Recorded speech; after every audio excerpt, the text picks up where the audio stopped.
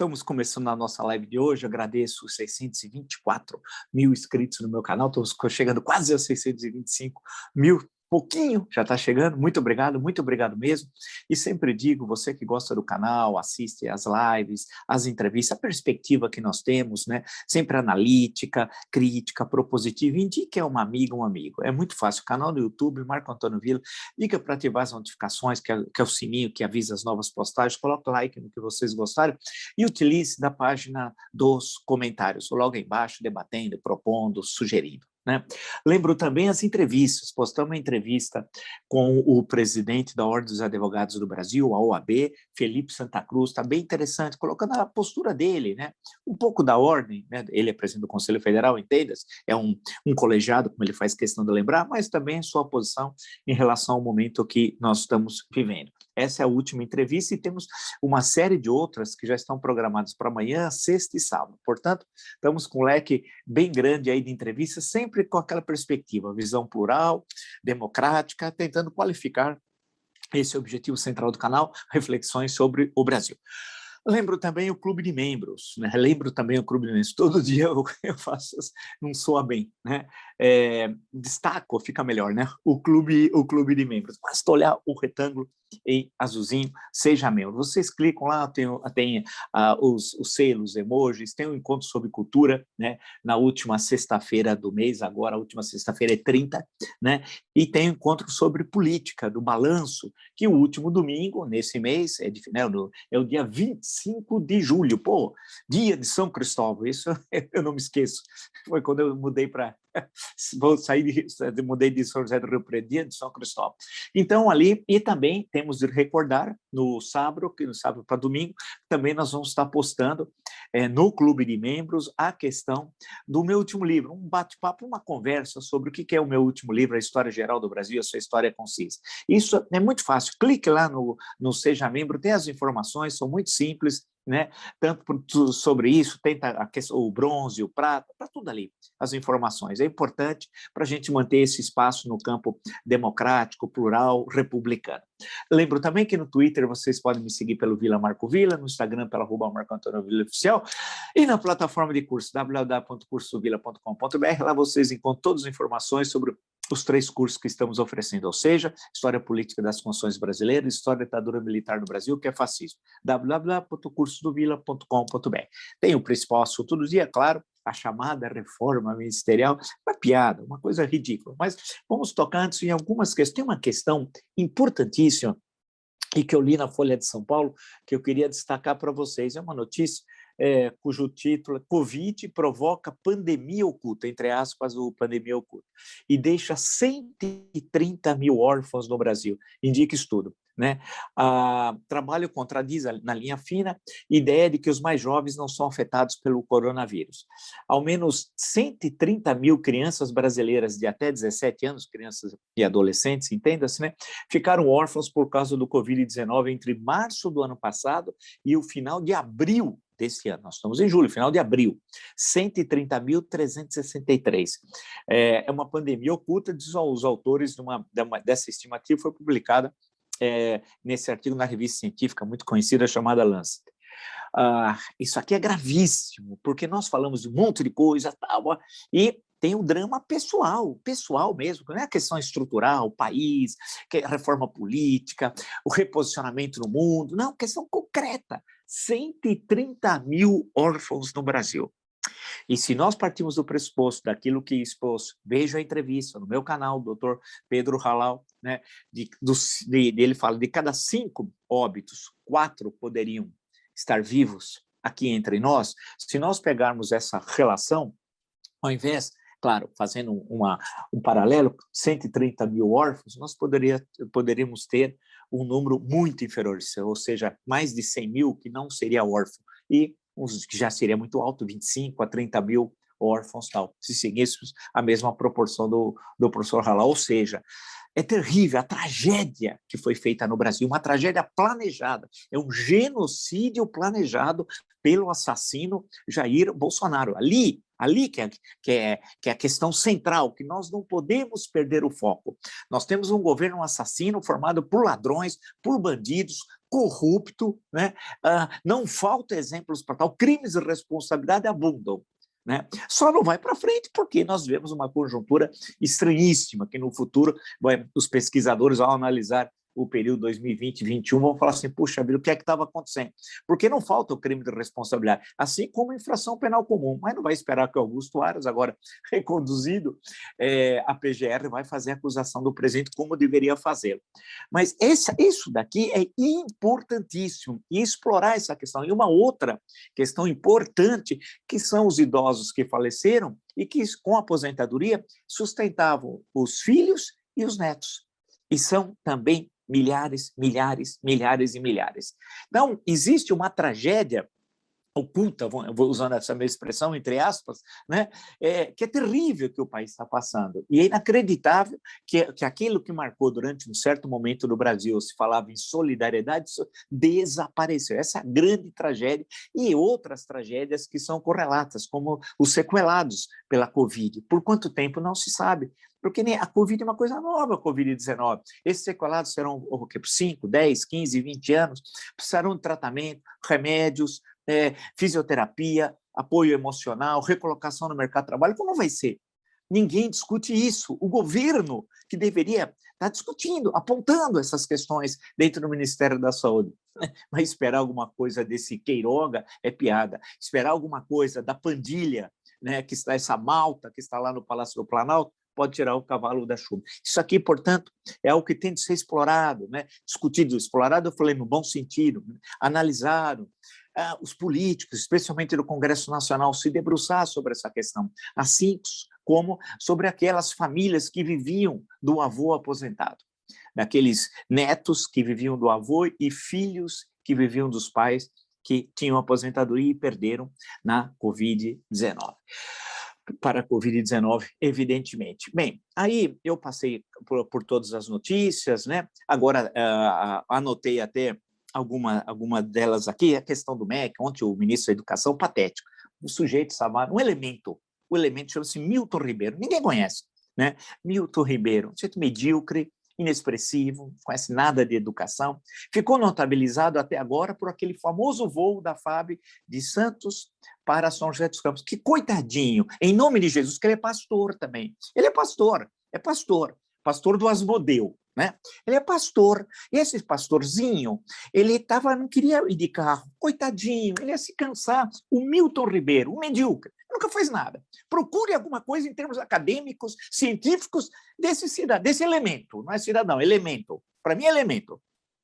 Ele pegou, então, um avião da FAB, que ele não queria se cansar até São José dos Campos, coitadinho. E apareceu na televisão falando um monte de mentiras, um medíocre, né? E o país já teve de conviver com cada ministro da educação no governo dessa pandilha nazifascista, agora tem o pastorzinho, um servo de Deus, certamente, e um desastre, porque está assistindo tudo isso, não tem mínimo interesse, está de férias. Trabalhar, vou dar uma enxada ao pastor. Pastorzinho, eu vou dar uma enxada abençoada por Jesus, para você capinar, trabalhar uma vez na vida. Ele está de férias, está descansando, quer dizer, o sujeito não faz nada e ele tira férias. Nem o Jaiminho lá no Chaves, nem o Jaiminho faria isso, porque o Jaiminho ainda caminhava com aquele saco de correspondência, né? Nem o Jaiminho, ele é pior que o Jaiminho. Esse elemento chamado Milton Ribeiro ainda vem falar um monte de bobagem na televisão, vergonha, um servo de Deus. Eu vou dar enxada para ele trabalhar uma vez na vida, capinar, uma enxada abençoada, tá? Já não deram uma dessas seitas aí, não tinha o feijão abençoado contra a Covid? Eu vou dar uma enxada abençoada, de graça. Aí, passando tudo aqui, vem uma coisa antes de entrar na questão central, na tal reforma ministerial, que eu li de bobagem, eu fico rindo sozinho, né? O Sérgio Moro, né? Já me falaram há meses, eu não tinha falado aqui com vocês, mas a questão é o seguinte, a possibilidade dele renovar o contrato com a empresa norte-americana lá de consultoria no campo jurídico e tal, que termina em novembro, é um ano, era remotíssima, é quase 0,01, remotíssima essa possibilidade. E a pessoa me disse o seguinte, não vai ter renovação coisa alguma, e ele sabe, já com bastante antecedência. Daí resta, é bom lembrar, o ex-juiz tinha 22 anos de magistratura, saiu, perdeu qualquer aposentadoria, quer dizer, os 22 anos, é uma coisa que a gente vai ter de discutir isso aí no futuro. Outro dia, acho que o general Santos Cruz, sempre uma pessoa muito sensata, fala na última entrevista, aqui no canal até sobre essas questões, né? Quer dizer, quando você sai mais de 10 anos de serviço público, por que não ter uma aposentadoria proporcional? Ele falou uma questão que é para se pensar. Mas tudo bem, vamos voltar ao nosso tema, Sérgio Moro. E já me disseram, ele não só não tem aposentadoria, como tem a questão da decisão do STF sobre a parcialidade, que isso cria problemas até, essa pessoa me disse, para a empresa do qual ele trabalha e para ele próprio no campo profissional. Então, é uma situação muito difícil. O resto a ele o quê? Bem, uma é sair candidato a presidente da República, né? E pode ser que a política seja surpreendente, a tal terceira via ele consiga se construir num processo e se transformar numa candidatura viável, que depende de uma série de circunstâncias, como outras candidaturas, evidentemente. Essa seria uma possibilidade. Outra, ser candidato ao Senado pelo Paraná. É bom lembrar que o Paraná tem, as pessoas não prestam, acho que, atenção, mas os 3 senadores do Paraná, o Oriovisto Guimarães, o Flávio Arnes e o Álvaro Dias, são do Podemos. É o único estado, salvo engano, que os 3 senadores são do mesmo partido, no caso do Podemos, né? E, no caso, é a vaga de Álvaro Dias, que não seria, portanto, nessa hipótese, candidato à reeleição, seria o Sérgio Moro. Essa é uma outra possibilidade. A sair candidato a deputado federal, eu acho remotíssimo, mas não é impossível, na medida que foram fechando as várias portas, de candidato a presidente, ao Senado, para ele ter um mandato parlamentar. Mas alguém que teve a importância do Moro na Lava Jato, foi ministro da Justiça, brevemente, desse governo desastroso, ser deputado federal pode não ser uma boa coisa, e numa conjuntura muito diferente, em 2023, quando ele assumir, certamente seria eleito, né, do que ele encontrou em 2019, quando chegou a Brasília, né? Em suma, a situação é bastante complicada para Sérgio Moro e vai ter de se posicionar. Possibilidade de ser candidato a presidente é grande, construir uma candidatura de vice, achar um vice e ver se nacionalmente aquilo se sustenta. É uma hipótese e há uma pressão dos setores políticos do Podemos, especialmente do Paraná, para que ele se lance candidato a presidente, mas aí teria de esperar o mês de novembro, que também, para ele, creio, não é um problema, né? Porque ninguém vai falar de campanha presidencial, que é a eleição em outubro do ano que vem, novembro, dezembro, tranquilamente. Ele definiu o que ele vai fazer da vida, até no sentido de se posicionar em qual partido político, provavelmente seria no Podemos, e aí precisa ter todas as articulações, e continua sendo um nome forte pelas pesquisas, enquanto o Bolsonaro vai derretendo, então ele poderia ocupar um espaço que não seria do bolsonarismo, mas de uma fração daqueles que ainda votam no Bolsonaro. Vamos ver o que é que vai acontecer. Bem, aí, além da principal a questão do dia, da reforma tal, chamada das mudanças ministeriais. E eu gosto como que eles caem igual um patinho, o noticiário. Eu fico rindo sozinho, né? Primeiro, 3, 4, 5 semanas atrás, o Bolsonaro era isso, ele não queria saber do Centrão, porque o Bolsonaro ia para o Patriotas, que era o partido, o filho já tinha ido, e aí ele fazia uma articulação, o Carlos Bolsonaro seria uma espécie de chefe de campanha, ele não queria o Mourão como vice, dia muito já tinha dito isso, ia arrumar um outro vice, que o Bolsonaro era isso e aquilo, e dava uma força a ele que eu não sei de onde eles tiravam. E eu fui sempre nesse espaço, mostrando que não era nada disso. A derrota eleitoral de novembro do ano passado, nos principais colégios eleitorais, né? A impopularidade cada vez maior, e as pesquisas foram mostrando isso, não tem base no Congresso segura, uma base segura no Congresso Nacional, ao contrário do que se dizia, não tinha resultados econômicos para apresentar, não tinha base na sociedade, setores da sociedade organizados que sustentassem o governo nazifascista, né? E a ele, no empresariado, também, aonde ele tinha esse apoio, qual? Ou não é o Zé Carioca, né? Ou um outro aí que diz que estava preocupado com a reforma tributária que empobreceu os ricos. Essa foi uma das mais engraçadas. Essa eu vi, nem comentei aqui, né? Mas é uma das pessoas mais patéticas que tem, que diz que a reforma tributária empobreceu os ricos. Realmente, ele devia até escrever uma novela. Eu lembrei lá, Os Ricos Também Choram, né? As novelas mexicanas. É patético, mas esse é a base do Bolsonaro, a caterva, né? O Tocha, Zé Carioca, tem um outro aí que fica aí achando que me enchendo a paciência, eu vou ficar com medo dele. Estou tremendo aqui todo dia, o advogado dele não tem o que fazer, né? Então, essa turma, isso aí não é base empresarial. Só acho que o grande capital, os bancos, lembra quando os bancos, Itaú, Bradesco, Santander, fizeram aquele documento sobre o meio ambiente? Né?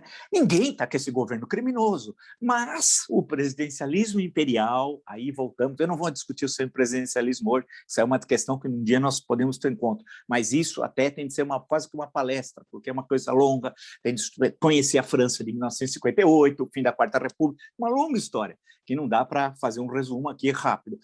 Mas esse presidencialismo imperial mantém isso que está aí. Isso que está aí, mantém isso que está aí. E o governo continua meio que na inércia, né, se mantendo, né, sem ter essas bases que eu falei anteriormente. Falei algumas, falei 5, né? E fica muito claro. E ele está num desespero, desesperado. Basta ver o circo que foi, a grave doença que ele teve, que foi obrigado a vir para São Paulo na semana passada, que eu cantei a bola, que era tudo uma farsa. Né? Tudo uma farsa. Tudo aquilo podia ter sido resolvido em Brasília sem nenhum problema. Mas lembra que no translado, naquela noite, tinha aqui muitos portais, jornais, dizendo que ele ia até se licenciar da presidência. Como o Mourão tinha ido para Angola para proteger a seita, tem uma seita aqui, ele precisava proteger a seita lá de Angola, que foi expulsa corretamente de Angola. E o Mourão foi defender a seita em nome do Bolsonaro. Quer dizer, nós somos um Estado teocrático, é a República, uma república teocrática agora aqui. Mas deu tudo errado, porque o Lourenço deu um pé na bunda do Mourão, o Lourenço é o presidente de Angola, né? E depois queriam mandar uma comissão de deputados dessa seita que também falaram, aqui não é a casa da mãe Joana, né? E deram um chega para lá. Então, diziam à época, o Mourão veja que o Arthur Lira ia assumir, leio, semana passada, não precisa muito longe. Aí o Arthur Lira ia fazer isso, fazer aquilo. Eu falei que não ia acontecer nada disso. Né? Aquela foi uma palhaçada aqui em São Paulo. Né? Que ele chegou, deu entrevista para a TV, andou no corredor, visitou o paciente, fez toda aquela palhaçada. Aquilo é uma coisa ridícula, de República Bananeira. É um momento baixo em que todos que fizeram parte dessa farsa, porque tudo poderia ter sido resolvido sem problema algum lá em Brasília, né? E isso ficou demonstrado. Bem, a questão toda é que mostra que ele queria desviar da corrupção da CPI. Era isso, queria desviar da... Mas não adianta, porque a CPI, e eu fui também o primeiro a mostrar que ela não ia acabar em pizza. Quantos? Escrevam, CPI vai acabar em pizza. Quantos desses aí diziam? Lá atrás, há 3 meses atrás. Eu dizia o contrário, que seria o locus privilegiado da luta política no Brasil. Eu repeti isso 500 vezes e acertei. A questão que se coloca, portanto, é que a CPI, mesmo no recesso que é obrigado pela Constituição, vai continuar trabalhando. Não nos depoimentos, porque não pode, mas nas investigações, né? Muitas delas, assisto a entrevista com o senador Randolfo Rodrigues, e ele mostra, inclusive, o mensalão dos hospitais federais do Rio de Janeiro. Eu fui o primeiro a falar disso lá atrás. E ele disse na entrevista, o mensalão, sabe quem controla tudo isso? Flávio Bolsonaro, chefe da quadrilha com os milicianos lá do Rio de Janeiro. E Flávio é só um corretor do pai, o criminoso Asmodeu Bolsonaro. Então, isso, ele está desesperado, colocado contra a parede. E aí foi fazer a tal mudança, reforma ministerial. E aí é engraçadíssimo, que eu li de manhã, que essa reforma ministerial, vamos chamar assim, criação nova, vai desmembrar o Ministério da Economia, a Casa Civil vai mudar, tal, tinha sido arquitetado, olha que ridículo, o pessoal do Planalto Planta, eles colocam pelo Paulo Guedes. O Paulo Guedes consegue articular uma coisa, o Paulo Guedes não consegue bater a mão, o Paulo Guedes é nada. É um falastrão. Quantas vezes eu disse, sabia nada de macroeconomia, não tem um livro publicado. O Pacheco, isso é imenso talento. Quantas vezes? Então, o Paulo Guedes é que teria articulado, junto com quem? Com o Fábio Faria. O Fábio Faria se notabilizou na vida parlamentar quando ele pagou passagem com dinheiro público, passagem ali do gabinete dele, deputado federal, para uma então namorada e para a sogra. Isso, ficou notabilizado por isso. Passe um pente fino no que esse elemento fez durante tanto tempo de vida parlamentar. E agora é ministro das Comunicações, quando a mulher é dona, entre aspas, concessionária de TV, que não pode. Não pode. Mas nesse momento tudo pode. Lembrei do Ivan Karamazov, mas aí é outra história. Que ele nunca disse aquela frase, né? Mas daqui a pouco, um outro dia, eu falo sobre isso, é que eu estou lendo 500 coisas sobre Rússia, século XIX, literatura e século XX. Mas vamos em frente. Aí, então, quem estaria organizando era o Paulo Guedes e o Fábio Faria. Você imagina a que ponto baixo chegou essa caterva, essa carteira, esses dois inúteis estariam organizando, que eles têm capacidade de articular o quê? Né? Aí falaram, então, que agora o Ciro Nogueira vai para a Casa Civil. Mas quem é Ciro Nogueira? Ciro Nogueira é nada. E vai deixar, sabe quem é suplente? Isso é uma invenção a partir de 1934. Na Primeira República, pela Constituição de 91, não tinha suplente. Suplente foi criado a partir dos anos 30. E primeiro era um e depois foram dois. Né? No Império, por exemplo, também não tinha suplente. E na Primeira República, quando o senador deixava, por alguma razão, o cargo, tinha uma nova eleição. Né? Aí inventaram o suplente. E sabe quem é a mãe? É inacreditável. Eu já vi mãe, pai, tio, filho, motorista, o amigo dele. É inacreditável. A mãe dele, bem republicano. Então, esse cidadão chama de Ciro Nogueira, que é outro inútil, que mal consegue falar. Mal consegue falar. Ele, na CPI, ele nem aparece. Um dia ele quis justificar: eu sou um homem de poucas palavras. Não, é que ele é um cérebro vazio à procura de neurônios. É isso, não tem nada. Então, agora o Ciro Nogueira vai controlar a Casa Civil. E aí eles vão fazer essa remodelação. É ridículo, é ridículo. E eles escrevem dizendo que com a maior facilidade, que agora então vai ter essa articulação. Eu li aqui e realmente fiquei... Uma que o Guedes articulou tudo isso, eles plantam, porque é para facilitar a aprovação das reformas no Congresso Nacional. O Bolsonaro está desesperado para manter seu mandato, né? Com medo de ir para a cadeia, que reformas? Então eles plantam isso e o pessoal coloca. E eu li também um aqui, que há um sistema, e o Bolsonaro é refém desse sistema. Há um sistema, então, que ele está preso, e por isso ele foi dominado por esse sistema. Eu pergunto, quando é que ele foi antissistema? Ele passou 28 anos na Câmara dos Deputados dentro dessa estrutura. Ele é produto da velha política. Ele é nazifascista. Então, a questão do Bolsonaro nem entra sistema, que está fora. Ele está no campo extrademocrático, fora da democracia. Não tem nada a ver. É um primarismo. E pior que eles falam um cara sério, e geralmente de óculos, cruzam as pernas, fazem uma fala inútil, não consegue entender nada do que está ocorrendo, nada do que está ocorrendo. Então, não tem nada disso. Esse arranjo com o Centrão é desespero, é sinal de fraqueza, não é sinal de força ou de composição, que eu já vi outra aqui, que já está tanto discutindo quem vai ser o candidato a vice-presidente do Bolsonaro em 2022. O Bolsonaro, o problema dele é 21, não é nem 22, ele está aqui, ó. Porque se sábado tivesse manifestações expressivas nas ruas contra o criminoso, a situação vai se complicar. A CPI vai revelar, registre mais casos de corrupção gravíssimos, inclusive o caso do Rio de Janeiro, que tem mensalão. Muitas vezes tem um mensalinho, mas é mensalão lá. E fora toda a corrupção que tem no Ministério da Saúde e a presença do lado podre das Forças Armadas. O que o Bolsonaro está querendo fazer? Aí vamos estudar, né? Porque eu li um aqui que uma vez nem pude citar o livro dele no estudo que fiz, porque não tinha o que citar, era tão ruim. Escrevia Censo, de 1990, que foi em 91, sabe como? Censo, S-E-N-S-O.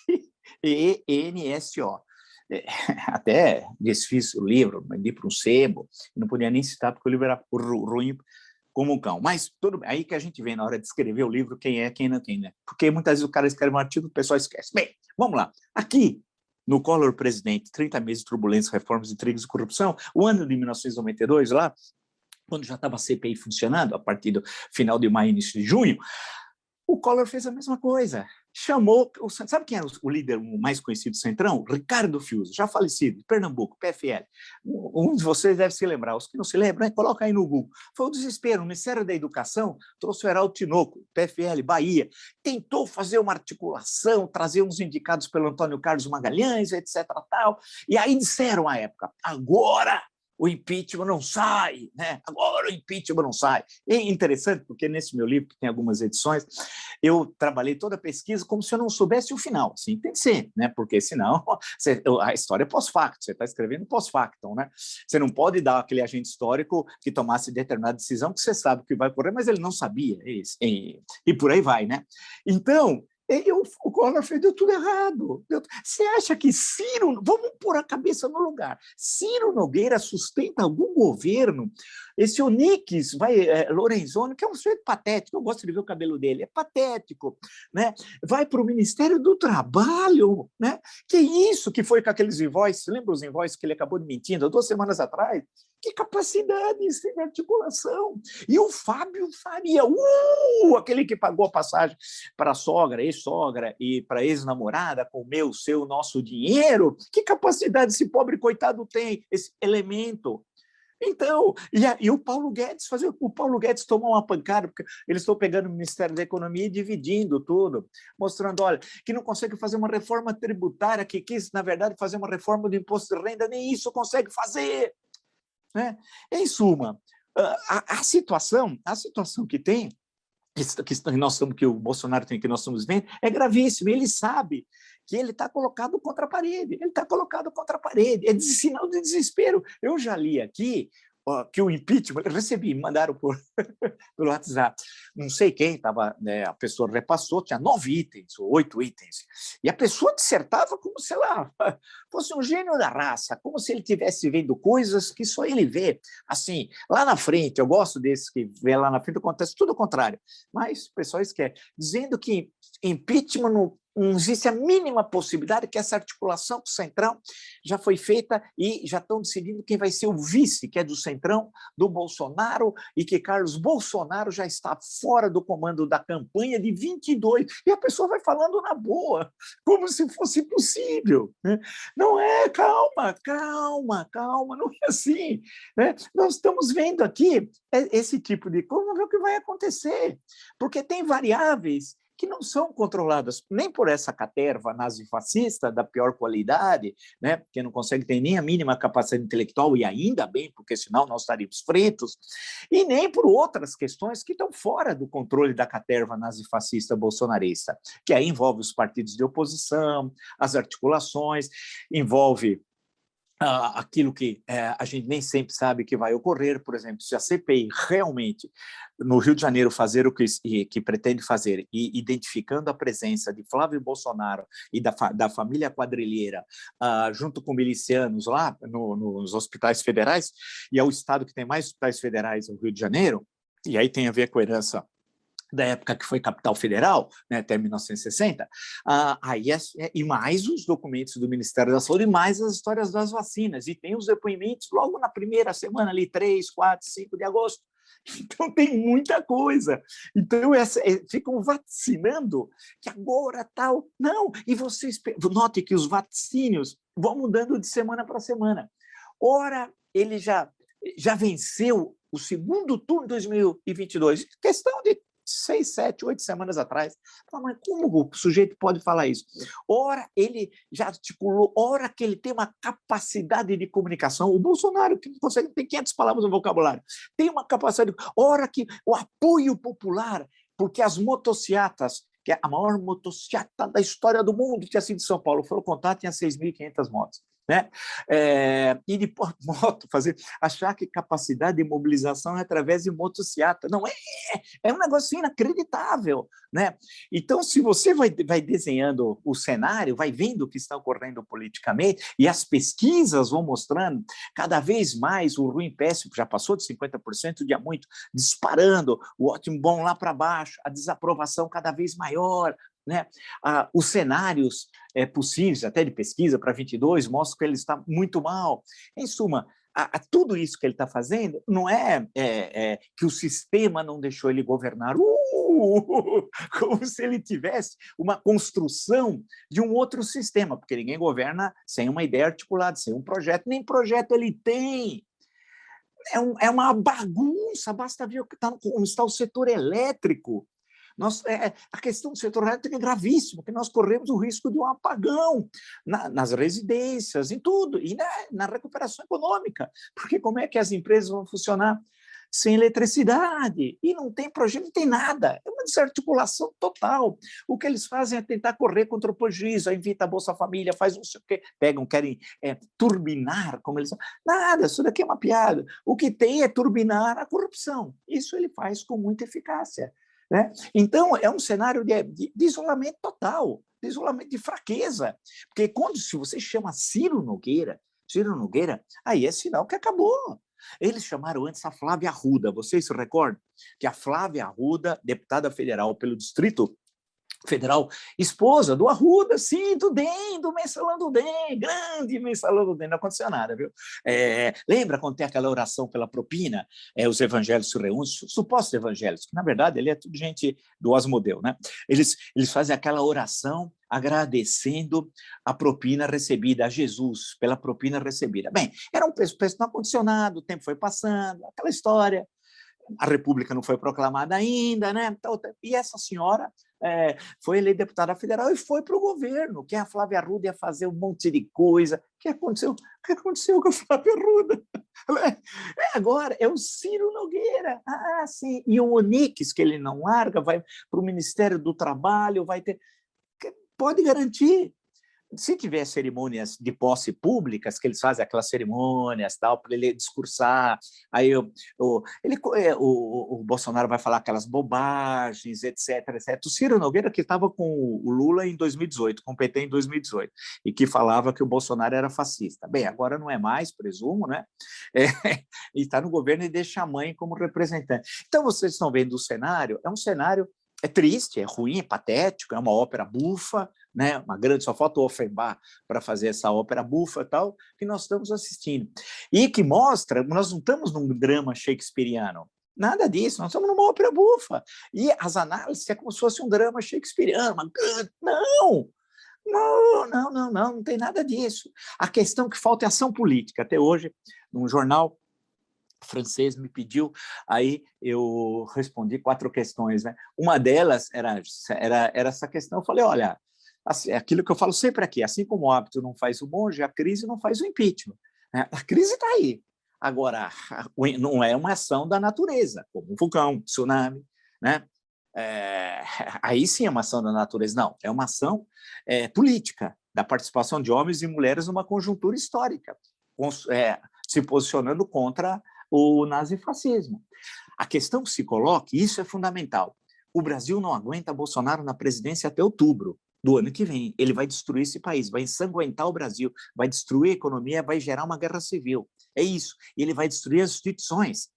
Vai criar uma situação ingovernável. Porque você imagina, esse ladrão, desculpe de falar ladrão, alguém pode achar que seja baixo, mas ele é ladrão de vidas, ladrão de vacinas e ladrão de dinheiro público. Estamos falando do maior ladrão da história brasileira, e olha que já tivemos olha, ladrões não faltaram aqui, viu? E não eram de bicicleta, como diria lá, lembrar o clássico do De Sica, do neorrealismo, não. Né? Vocês imaginam, esse homem derrotado, em outubro, como é que vai ser o Brasil, final de outubro, novembro e dezembro, até o novo presidente tomar posse a 1º de janeiro de 23? O que esse criminoso vai fazer? Nós vamos assistir assim, ou vamos usar o que determina a Constituição, que é o impeachment? Aí é que a questão está colocada. E essa história de falar, não, impeachment, não sei o quê, porque eu já... Não é assim, meu caro, não é assim. Esse daqui, eu estou falando do Collor presidente, não estou dizendo que a história se repete, é bom lembrar quando o Marx fala que ele é muito mais um artifício de linguagem do que analítico mesmo. Né? Inclusive, porque até outro dia eu falei rapidamente no UOL que me convidaram lá, que o Luiz Napoleão, na história, o futuro Napoleão III, não é o que o Marx está falando. Né? Nós sabemos, basta ver o que ele fez. Né? Toda a reforma, depois da reforma de Paris, o Barão Haussmann, aquilo lá é Napoleão III, Jardim. Tem a questão do sansimonismo com Napoleão III. Tem muita coisa. É que ninguém conhece nada aqui. Né? E vão falando qualquer... Eu vi o Lula falando sobre semipresidencialismo, não tem a mínima ideia. O que é presidencialismo, o que é o semi e o que é parlamentarismo. Ele fala porque tem boca. Né? Não tem a mínima ideia. Então, as pessoas é assim. E grande parte dessas análises, infelizmente, me desculpe, não é? Se eu sei que é ser pretensioso, mas não é. É no sentido aqui da gente desnudar a realidade. Esse é o nosso papel, sair do mundo da pseudoconcreticidade, do claro e escuro, da verdade do engano, para lembrar o Kozik, né? Grande filósofo. Então, é isso, não tem nada. Então, nosso papel aqui é esse. Né? É lançar essas questões na mente, fazer vocês pensarem também. Eu também fico pensando, vejo as observações de vocês, vamos refletindo sobre como é que seguirá o nosso país. Agora, essa leitura aqui de que agora está tudo resolvido para o Bolsonaro, etc., tal, isso daí é piada. Eles vocalizam o discurso das fontes. Eu gosto sempre das fontes, as fontes, as fontes, as fontes, as fontes. Meu Deus do céu. É difícil ter o processo de afastamento, né, e ter análise de totalidade, porque o movimento, né, o momento é parte de um movimento da história. Né? Essa é a dificuldade analítica, uma delas. Vamos em frente. A outra é conhecer, estudar, debruçar. Né?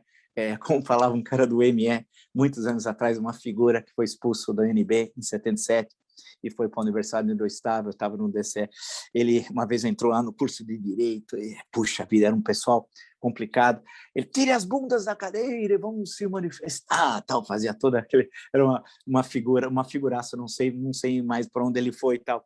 Mas a questão toda que se coloca é de entender o que está ocorrendo, né? Entender o momento, entender onde você está, né? Movimentar as peças, né? Aquela coisa do xadrez, né? Lembra as aberturas?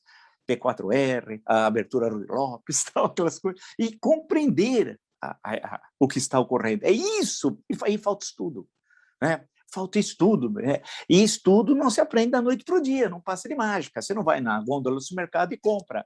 Né? 10 anos de história, 5 anos de sociologia, 3 anos de antropologia, e assim vai. Não é assim. Essa que é a dificuldade que eu encontro, e muitas vezes aqueles que têm formação sobre isso não conseguem se debruçar sobre a conjuntura ou não querem, não sei por que razão, mas aí são outros 500. O que importa vamos ver a partir dos próximos dias os nossos encontros e a gente vai estar discutindo isso. Agradeço muito os 624 mil inscritos no meu canal, muito obrigado mesmo, e sempre digo, você que gosta do canal, do conteúdo, das lives, das entrevistas, indique a uma amiga, um amigo. É muito fácil, o canal do YouTube, Marco Antônio Villa, diga para ativar as notificações, que é aquele sininho, coloque like no que vocês gostarem e utilize aqui da página dos comentários. Né? Lembro das entrevistas do nosso canal, lembrando, postamos do Dr. Felipe Santa Cruz, presidente da Ordem dos Advogados do Brasil, né? E temos 2 entrevistas amanhã, temos na sexta-feira e no sábado e domingo, sempre com o sentido de qualificar a reflexão política. Lembro também, criamos o clube de membros, né? E basta lá, clique lá no Seja Membro e tem todas as informações, né? Dos selos, emojis e do encontro de cultura no último domingo de cada mês, né? Tem um encontro de política na última sexta-feira fazendo um amplo balanço e tem nesse final de semana, né? O encontro comentando que eu faço, um conteúdo extra do meu último livro, né? Que eu já entreguei, agora estou naquela fase de produção, que é sempre uma coisa complicada, um ir e vir absolutamente normal, até o livro ir para a gráfica e vai chegar agora nesse segundo semestre às livrarias. Então, no Seja Membro tem todas as informações para vocês. Lembro que no Twitter é o Vila Marco Villa, no Instagram @Marco Antônio Villa Oficial e na plataforma de curso www.cursodovilla.com.br tem os 3 cursos que nós oferecemos: História Política das Constituições Brasileiras, História da Ditadura Militar no Brasil, que é fascismo. Basta acessar www.cursodovilla.com.br. Nos encontramos amanhã e vamos ver como é que vai estar essas leituras da conjuntura. Ao menos a gente se diverte. Até.